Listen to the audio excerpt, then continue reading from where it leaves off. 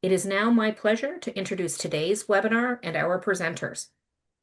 Transitions, we know, can bring both opportunity and uncertainty, particularly for students with learning disabilities and ADHD, as they prepare for increasing independence and new academic expectations. One of the most important skills that support student success during these transitions and throughout a student's educational journey is the ability to self-advocate. Today's session, entitled These Are My Needs: How to Foster Self-Advocacy Skills in Students with LDs and ADHD, will explore how self-advocacy develops over time and how educators, families, and other professionals support students in building the confidence and skills they need to understand their strengths, communicate their needs, and effectively access accommodations. We are very pleased to be joined by Candace Dyken and Jillian Goldsmith, transition specialists with the Regional Assessment and Resource Center at Queen's University. Through their work at RARC, they support students with neurodevelopmental disabilities in preparing for and succeeding in post-secondary education and bring extensive experience in transition planning and self-advocacy development. In today's presentation, they will discuss the developmental stages of self-advocacy, share practical strategies educators can use to support students, and highlight sample activities that help build these essential skills across intermediate and secondary grades. It is now my pleasure to welcome Candace and Jillian. Thank you so much for that lovely introduction. So we're very excited to be here and to be talking to you about self-advocacy. So as Kelly mentioned, my name is Candace and I'm here with my colleague Jillian, and we are transition specialists at the Regional Assessment and Resource Center, or RARC. We have a lot of acronyms that we're going to be saying in the presentation. And as mentioned, just to give a little bit of history about kind of what our office does, we're located in Kingston, Ontario at Queen's University. We're funded directly through the Provincial Ministry of Colleges and Universities and Research Excellence and Securities. And our office runs a variety of transition programming for students with learning disabilities, ADHD, ASD, and mental health disorders from grade 7 to 12 to help with students, their families, to really make them prepared for the transition into high school, as well as into post-secondary education. So that's just a little bit about what our office does. And so for our session today, these are kind of our key objectives that we'd like to look at. So we're going to be looking at how self-esteem and self-understanding affects self-advocacy. We're going to look at the shared advocacy model and the roles that teachers and parents play within that model. And we're going to look at how we can integrate new strategies to help increase self-advocacy within your setting. And then we're also going to look at some of the activities that we do within our programming in Kingston to help support self-advocacy. So before we begin discussing self-advocacy, we need to understand the needs of our students. So academically, we know that these students experience academic challenges, particularly in reading, writing, and math. We know that they struggle with attention, organization, staying on task, needing classroom accommodations to help support their success. But most importantly, we know that these students are bright and that they bring a lot of strengths to the table. But we also need to understand the social emotional needs of these students as well. And so we know that students with learning disabilities and ADHD, they want to fit in, they want to blend in and feel like everybody else. That feeling of being different, it's uncomfortable. And some students aren't even fully aware what their diagnosis actually means, why they have it, or how to even talk about it. Others might even feel embarrassed or confused or frustrated by their disability. And often many of these students, they've had maybe some difficult interactions with teachers or peers at school. So sometimes it's not a great place because it really highlights their challenges. And so that, as a result, really takes a toll on their self-esteem. So when we consider their academic needs alongside the social emotional needs, it becomes more clear that we can't deal with the academic until we dealt with the social emotional piece. And so we're here today to talk about teaching self-advocacy, but we can't do that effectively without first acknowledging and addressing these underlying experiences. So there's a lot that needs to be in place before even beginning talking about self-advocacy, like I was saying. And these pieces really form a foundation. And you'll see on the screen here some of those key building blocks for making that strong foundation. And we'll talk about more of these as we go through the presentation, but just kind of briefly, for example, identifying strengths. This is a major challenge that we see in a lot of our students coming in. They really do struggle to see what they're good at. So they need that support, encouragement, and repeated reinforcement. Also, too, understanding what their learning disability and ADHD actually is. What does that mean? How does it impact their learning? And even more importantly, knowing that it has nothing to do with their intelligence and that it's not their fault. Another key piece is the IEP. This is an incredibly valuable tool, yet so many of the students we work with don't even know it exists or even what's in it. And so another important thing is having that supporter at school. Like I said, sometimes schools can be a negative place for students. They've had some bad experiences, but having a classroom teacher or a CERT or just another adult at school, someone who believes in them, can really make that difference for that student. And so all of these contribute into building that self-confidence, building that self-esteem. And certainly this takes a lot of time and a lot of effort. This isn't going to happen overnight. And so, like I said, there's so much that goes into building that foundation in order to even start talking about moving towards self-advocacy. And so this image on the screen is helpful for thinking about self-advocacy as a continuum. And we want to get students from the left, where maybe a parent or a teacher is, making sure that the student has everything that they need and everything that's in place, to ultimately being able to do it for themselves. So getting to that other end of the spectrum. And so for students in grade 7 and 8, we want them to be working towards that sharing stage. So somewhere in the middle where they're starting to get a little bit more involved, but still need the support of their parents or teachers. And so this is something that can be worked on, because even with those foundational skills like being reinforced, it's going to depend on the child, what their needs are, and what supports and relationships they already have in place. And so it's a process of kind of figuring out what your role is as a teacher, as a parent, and this can be a bit of a trial and error. And so now too, as we try to move students to becoming more self-advocates, we also have to manage our own involvement and maybe pull back a little bit as teachers, and also encouraging parents to do the same, which is not going to be easy. Teachers, you've been doing a lot of the advocating on behalf of students, making sure that they have everything that they need when they need it. And it's that bit of pulling back, because we already know students are advocating for things that they want. Like at home, for example, staying over at a friend's house, staying up late, more screen time, that sort of thing.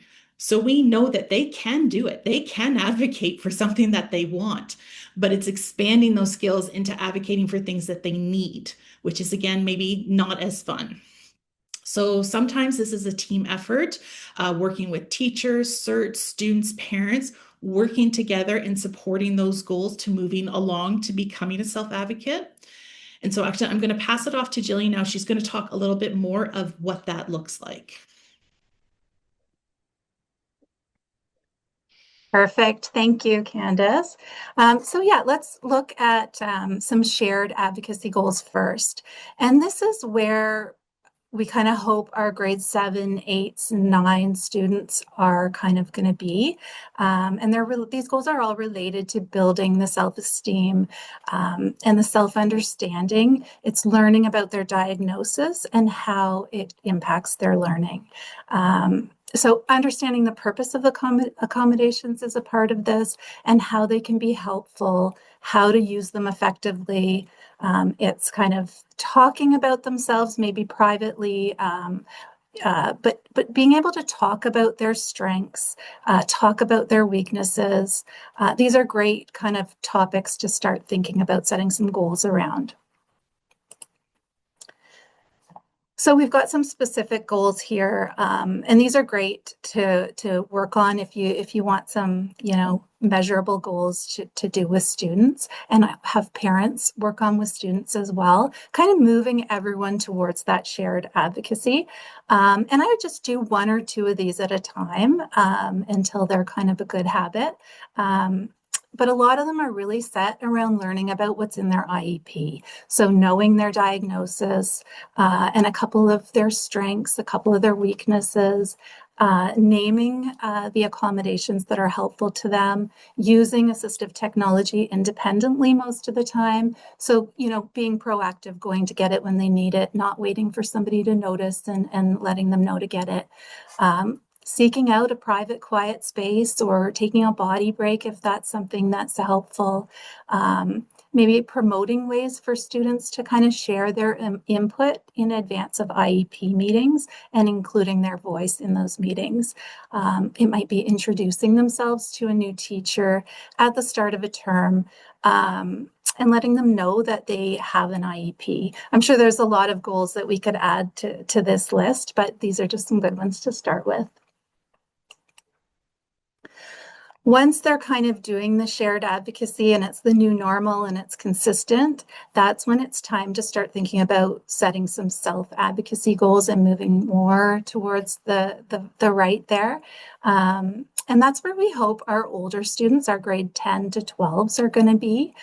We want them to be advocating for themselves really well by the time they get to post-secondary, because at post-secondary, the schools aren't going to talk to the parents anymore.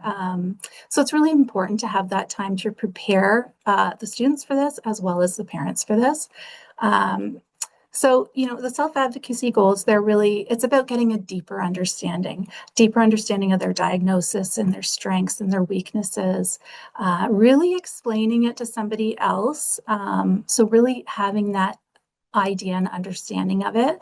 We want them to be asking for accommodations when there's somebody unfamiliar and setting themselves up for success in advance and having that confidence to go ask for help from other teachers or staff when they need it.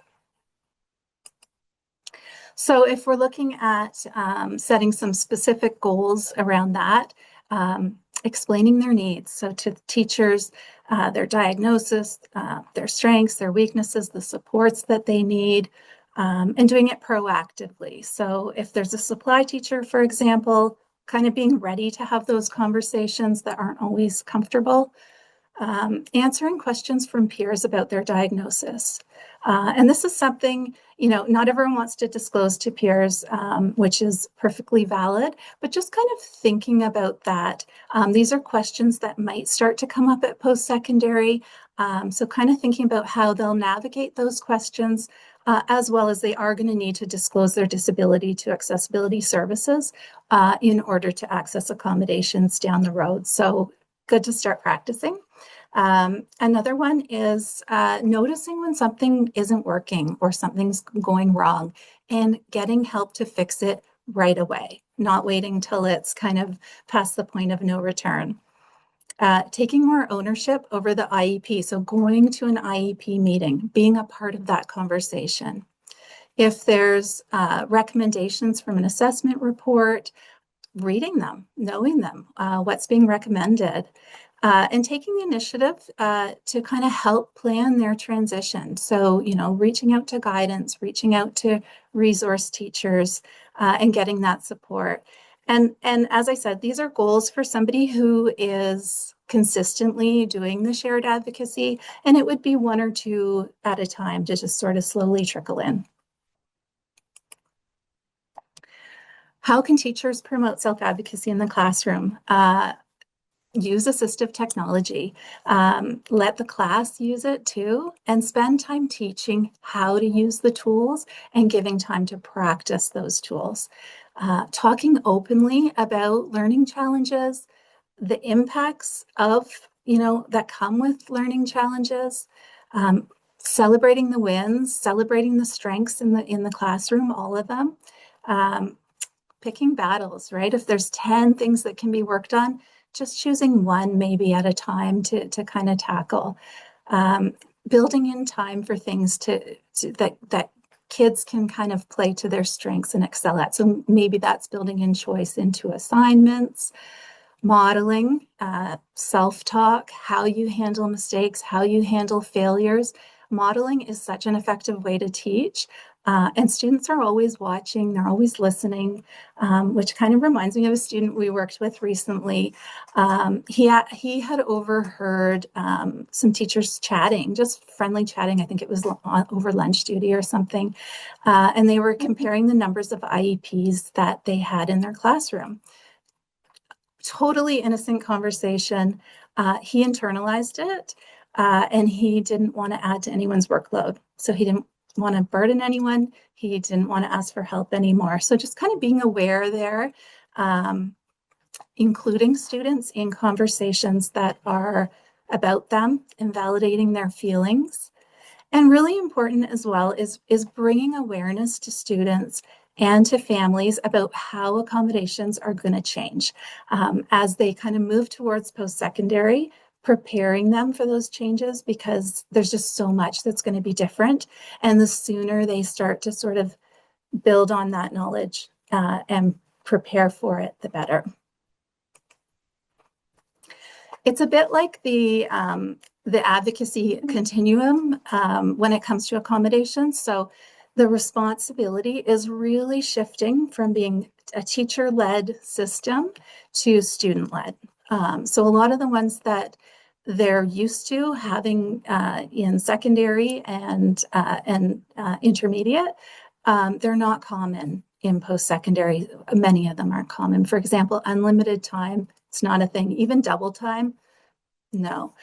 Scribes, not really. Memory aids, they're very, very different.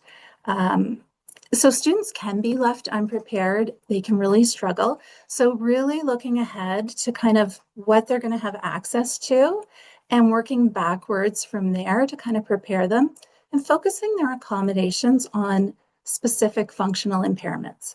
So, you know, for ones that can be reduced, they can't, I mean, there's always going to be some that they're going to need forever, but for ones that can be reduced and skills built up instead, it's a great strategy. Here's some examples of skills that a lot of the kids can learn and develop and improve on.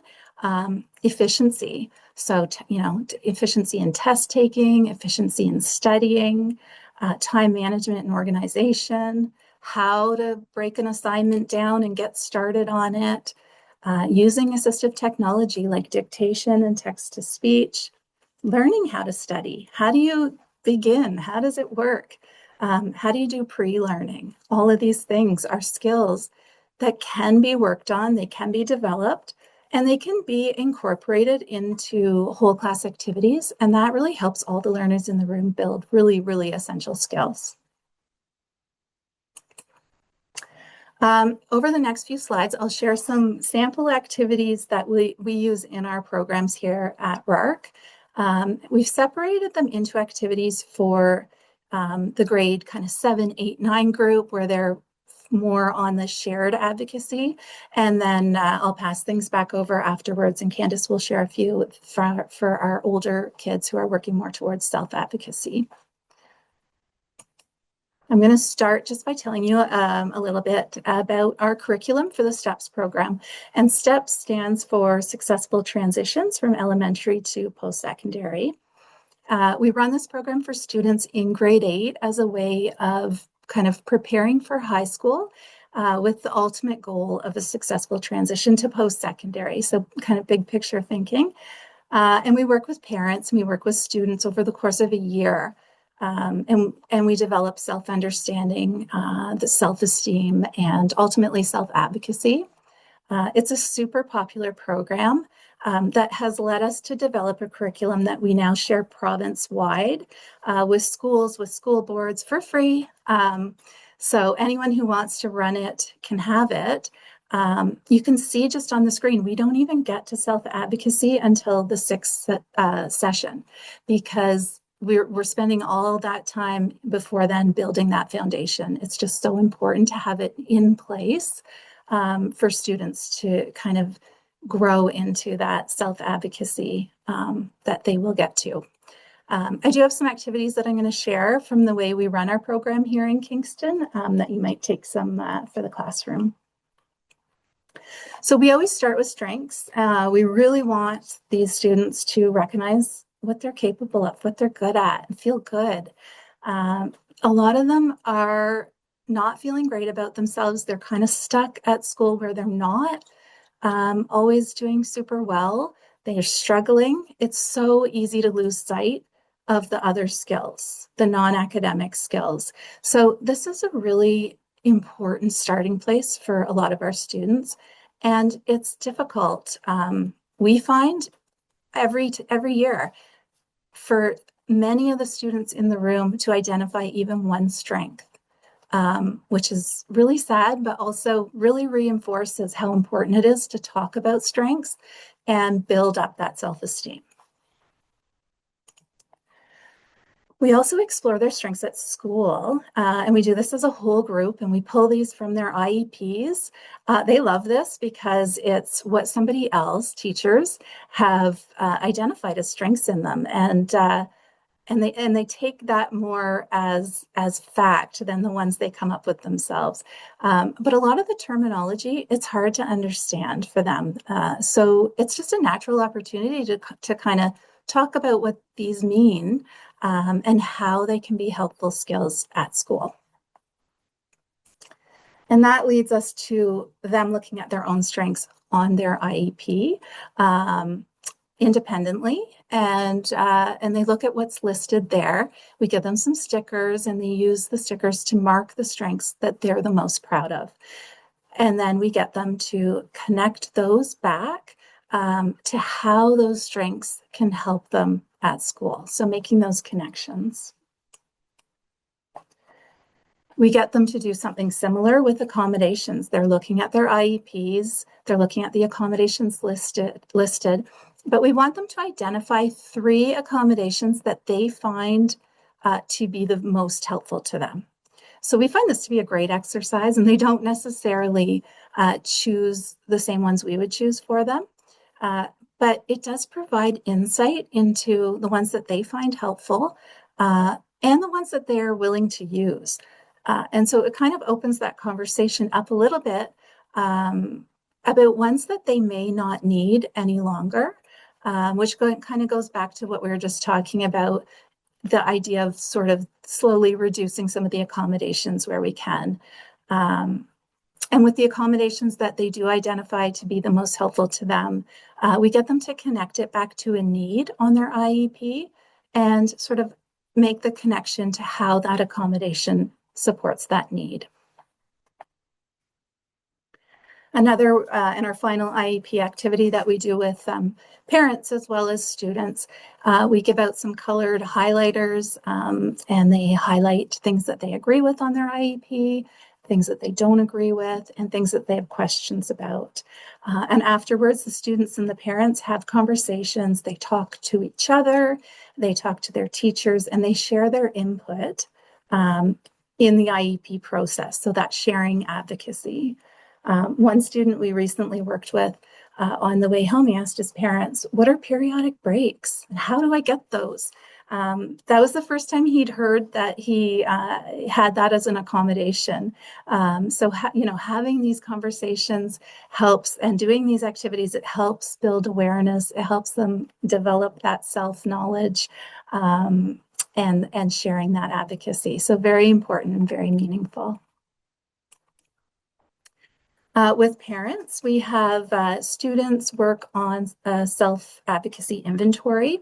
And this is something that could be done independently in the classroom, but they identify the ways that they're already advocating in everyday life. So the things like negotiating a later bedtime, getting some money to buy something, getting a new phone, that sort of thing.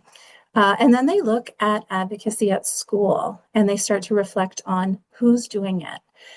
Is it the parent? Is it the student? Is it the teacher? Is it a combination of everybody? And then from there, they can start to identify some barriers to their advocacy. What is it specifically that's getting in their way? And then they can set a goal or two on kind of working around those barriers or removing those barriers to kind of keep moving forward on the self-advocacy journey. This one, the students do not like this one. We do. It's so great. It's helpful. But we know being, self-advocating, it's not easy. Going up, talking to teachers, it can be intimidating for students, especially when you're asking for something you need. It's so easy to lose confidence. So we get the students to kind of role play scenarios and practice having those tricky conversations. We give them a template. We give them a script that they can tweak. They can take it with them to have these conversations. Um, and it does help. It helps the conversation go smoother. It helps make sure that they address all the things that they want to talk about with their teacher. In our final sessions with the students, we run a camp, and this is shortly after they graduate from grade 8, and it's in a local area high school.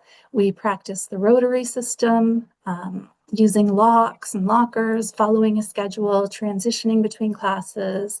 But we really focus here on assistive technology. Students need instruction on how to use these programs. They need time to practice, lots and lots of time to learn and practice. So we've created this games-based assistive technology camp where students work on completing the activities on the bingo card. They get to win prizes. And all of the activities that we choose are based on technology that they have easy access to. So what the school boards are providing them, or what's free and easy to get. So a lot of Office, Google, other technologies that are really common. It's just a fun way to practice. They get comfortable with it. And our hope is that ultimately they go back to high school and ask for them because they've had all this time to practice and they see the value in it. And this is something that you could incorporate into the classroom for all students. I think everyone can benefit from learning how to use these programs and the features that they offer. But I will hand things back over to Candace now to share a little bit about some of the activities that we do with our older students. Perfect. Thanks, Jillian.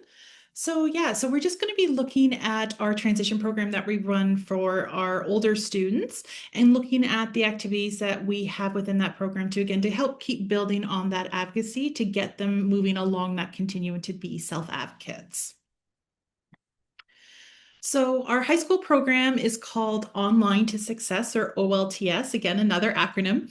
And this is a free online transition program for grade 12 students with learning disabilities, ADHD, ASD, and mental health who are going towards diploma or degree programs at a college or university.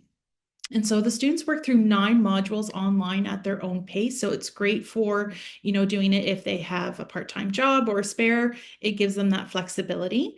And you can see on the screen there that the topics that we cover in the program are very similar to the STEPS program in looking at getting an understanding of self-knowledge, that assistive technology, study skills.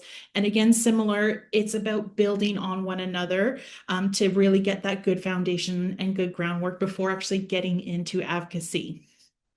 So let's look at some of the activities and tools that we do within the program.